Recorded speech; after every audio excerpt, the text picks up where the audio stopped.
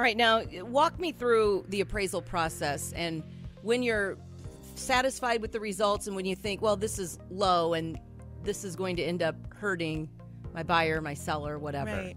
Well, it can be a tricky part of the process when we're in an upwardly trending market because prices are increasing.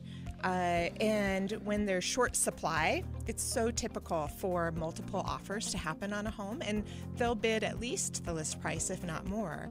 It still has to appraise if they're getting a mortgage. So an appraiser takes a little different approach to value than I do as an agent because they have to prove a value to the bank, and they have strict guidelines they need to go under.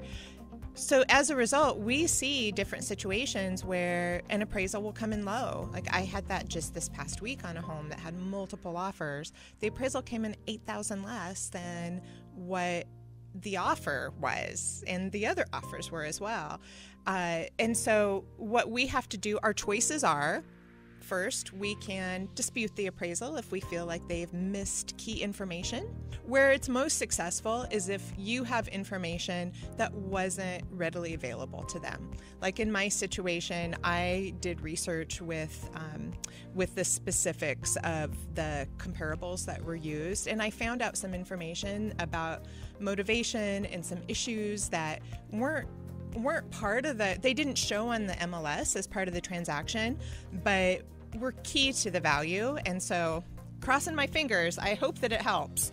But the other thing is, the buyer and seller renegotiate the price and the concessions. And if you can't make that work, if you have that appraisal contingency in your purchase agreement, no one's obligated to move forward.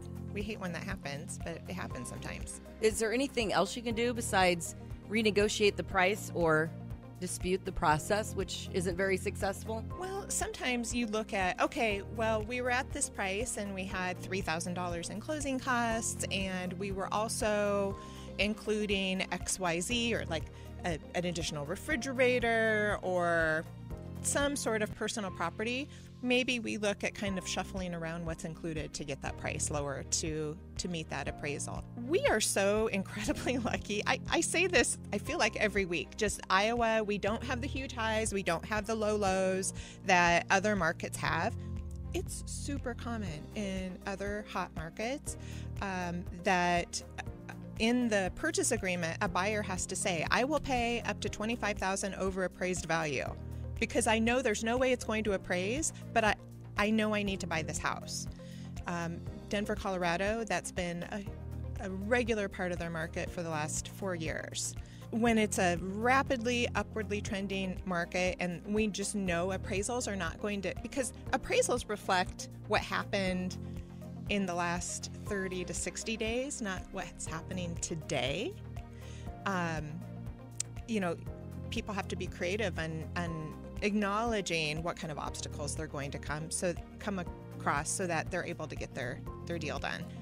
There's transactions that happen that this doesn't come into play, but my goodness, like when it's your home that you're buying or selling and it comes into play, if you have an agent that hasn't dealt with this before, that doesn't know what to do, it just completely, it can completely jeopardize how the whole process goes. I'm telling you, this is one reason why you want to hire Misty Soldwich and her team if you are buying or selling a home.